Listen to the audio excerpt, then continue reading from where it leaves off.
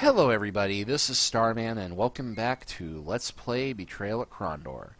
Well, we traveled to the village of Kenting Rush, having learned that Owen's family is here, and not really having anything at all to say to his cousin.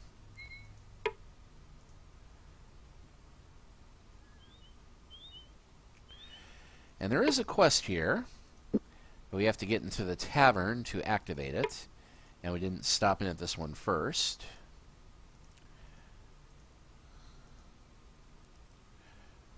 Owen motioned to the man, dressed in a food-stained apron upon which seemed to weigh heavily upon his shoulders. Tavern keeper Luro approached him hesitantly, his green eyes reflecting a certain fearful quality. "If you've been coming looking for a drink, I'm afraid you'll be turned away empty-handed. Our tap has run dry." Owen raised a startled eyebrow at the carrot-headed fellow, then looked about the grumbling patrons of the bar.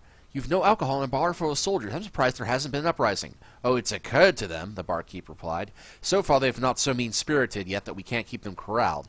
But if things keep up as they are, these soldiers will get like wild dogs, and there'll be nothing to keep them from fighting amongst themselves. The same is true down at the Candlemaker's Grin Tavern. It'll be a bloodier war than any fought at Norford or Highcastle." "Sad state of affairs," Owen agreed. "What if we could get you the alcohol?" "Could you now?" the barkeep said with astonishment. "You know where there might be supplies?" Owen waved off Luro's euphuism. "Not precisely, no, but I will look around and see what I can come up with. I know a few people around these parts." Grabbing up the boy's hand, Luro kissed the back of it. "You'll be a savior if you do, boy. Thank you." Okay, so there's no booze in town. The soldiers are getting antsy. We need to find booze. So who better to ask than Owen's innocent young cousin? "You've come back. What is it?" "Yes, we are actually going to ask her about where to find alcohol." "Some of the tavern owners here are concerned that if the men don't get some alcohol soon, there may be a riot. As I recall, your father had quite a stock of foreign wines once." "That was a long time ago, and before—" "Can we not talk about this now? I have a terrible headache, and I'm doing the best I can to try and help Lorne out with the children." "Ordinarily, I wouldn't push the issue, but it seems that there might be a crisis at the moment. The fight at Norford may pale in comparison to what may happen around here if we don't get a few of these men drunk. You'll need to find Father and ask him. He might be able to speak to Lady Boswich on your behalf. I know that she used to send us wines from her secret reserves." Her father. "Where is your father? I'm surprised he isn't down here trying to command this muster himself."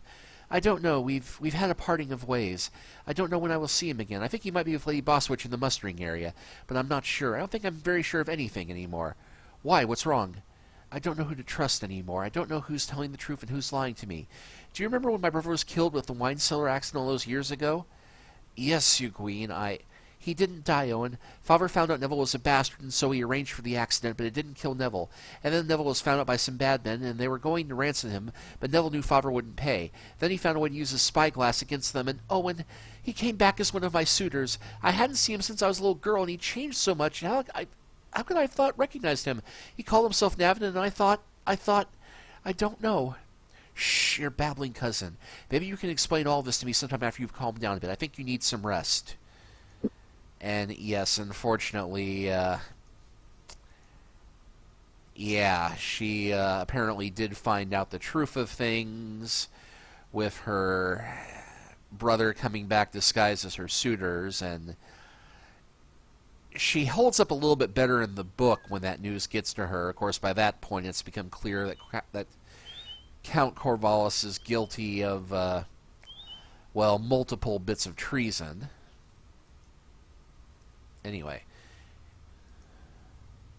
"I'm not supposed to let anybody buy," he said, as if reviewing the information for his own benefit rather than theirs, "but I'll let you in for 50 sovereigns. "What?" Owen blinked, startled that the guard would be so blatantly corrupt. "How'd you arrive at that figure?" "Easy. See, if what you've got to say to my lady is as important as you say, then you won't mind paying that sum.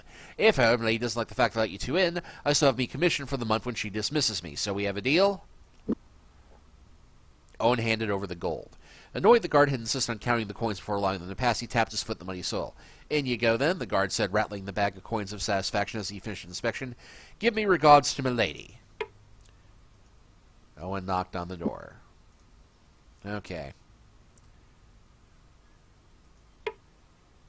Guards escorted them inside. Near the pasture gate and past some of the more offensive-smelling horse stalls, an older woman sat on a large oak bench, her gaze stern and unflinching, as she looked into the faces of numerous military captains who were seated on the floor around her.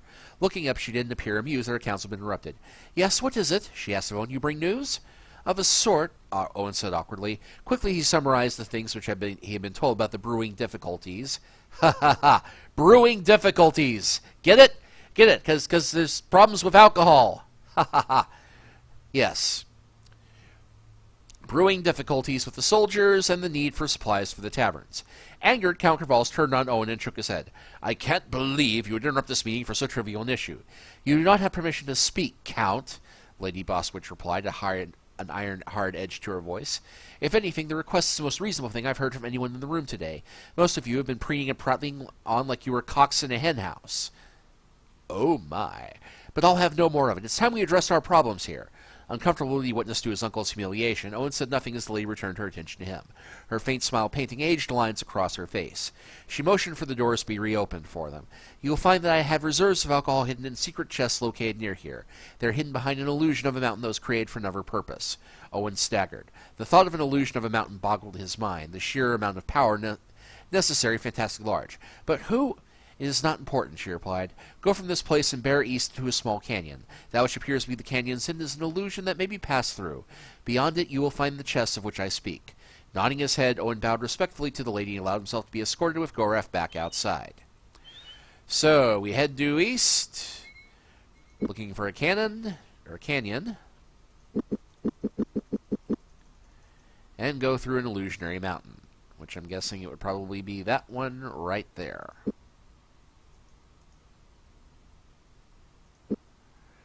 Well, hey, we've got a spyglass. Okay, it might not be there, but let's see.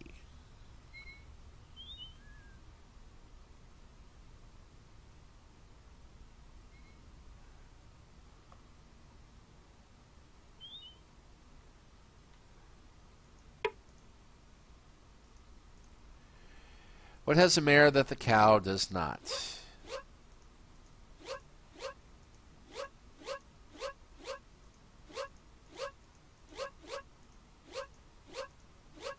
I think we used this one before. And this is not the chest we're looking for. I think.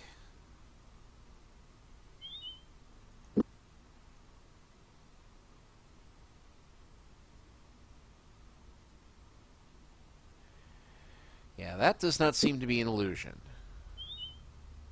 And that mountain is quite solid. Okay, yes, got that one.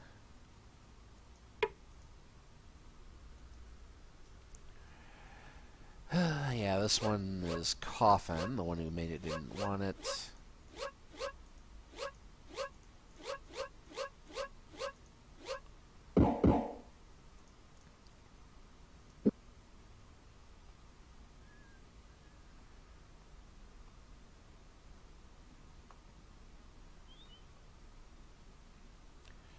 Alright, well clearly there's some other Eastern...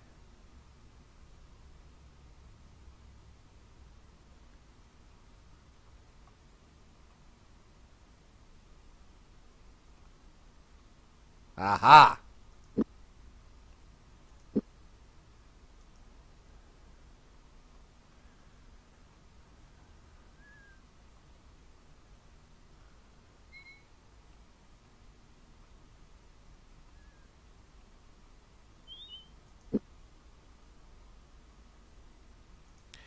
And there's a trap. A trap with trolls, no less. But thankfully, we have just the thing to deal with trolls. Well, we would. But apparently these trolls don't run.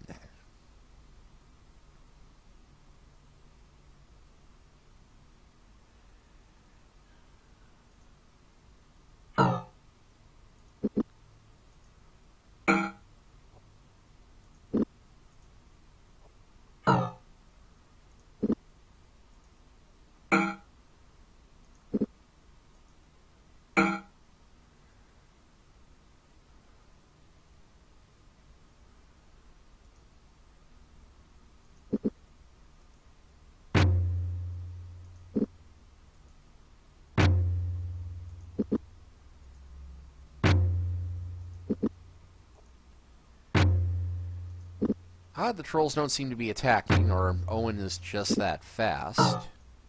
Okay, that one did attack.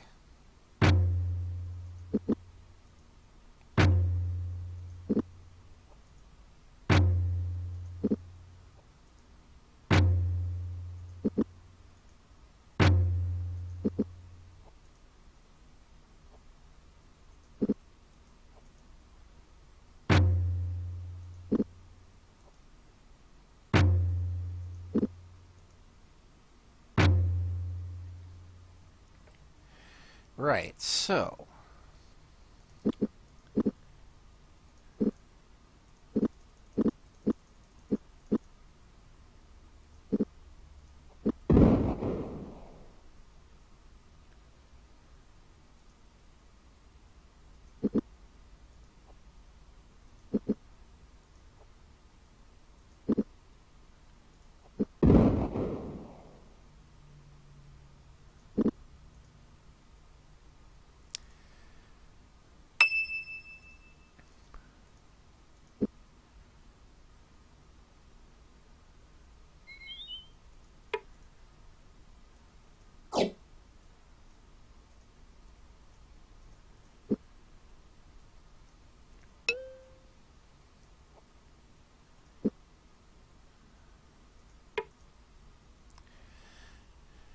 And we have kegs aplenty. And some kind of guild code.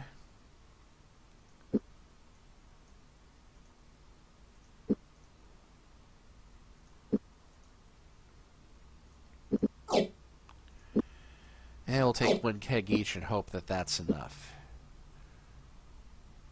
If it isn't, we're going to have a long trip back.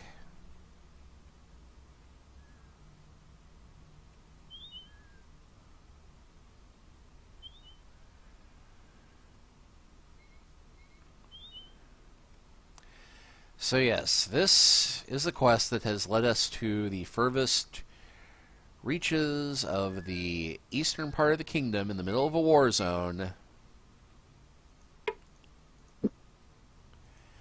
so that we can come and get a bunch of soldiers drunk so a fight doesn't break out before the actual fight breaks out.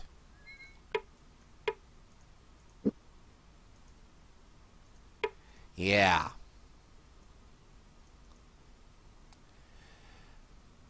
The bartender shook his head. Weaving past a hard-looking mercenary, he bent his head low as he spoke, fearing being overheard. For all this fuss about the Mord, hell, I know that could be worse off than I have in the last few weeks, Laura grumbled. Had a group of soldiers come in last night after last watch. They threatened to set the evening star alight if I had to get them something to drink. Fortunately, Dabney was able to talk some sense into him. Looking around the bar, Owen could tell the mood had changed a little since the last run. We've looked around for you. Yes, did you find anything? Yes.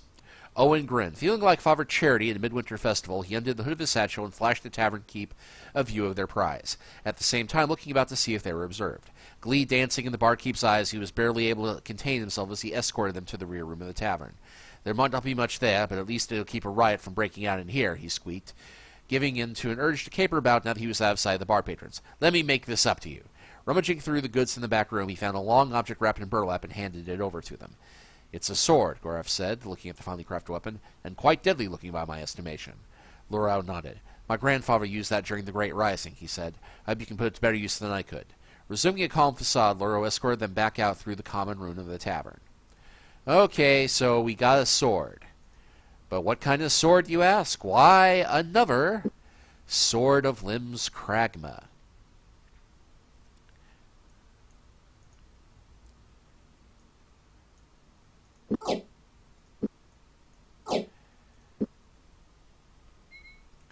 Now, I know what you're thinking. We have these two fine swords. Seems like such a waste to have these two swords, and when Goref can only wield one sword at a time. I think we can find a way to put them to use and give them to James and Locklear. How, you ask? Well, that would be telling, but first...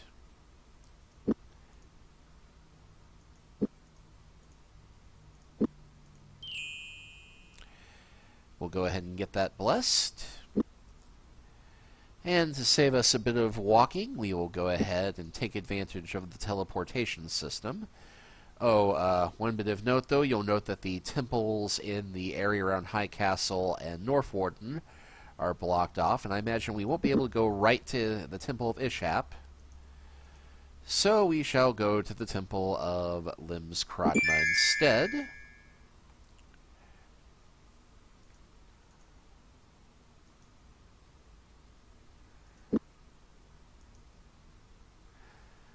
So now we should be able to get to Malak's Cross with very little trouble.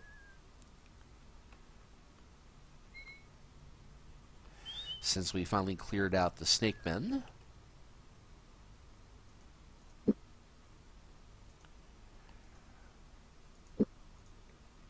Have you spoken to Mitchell?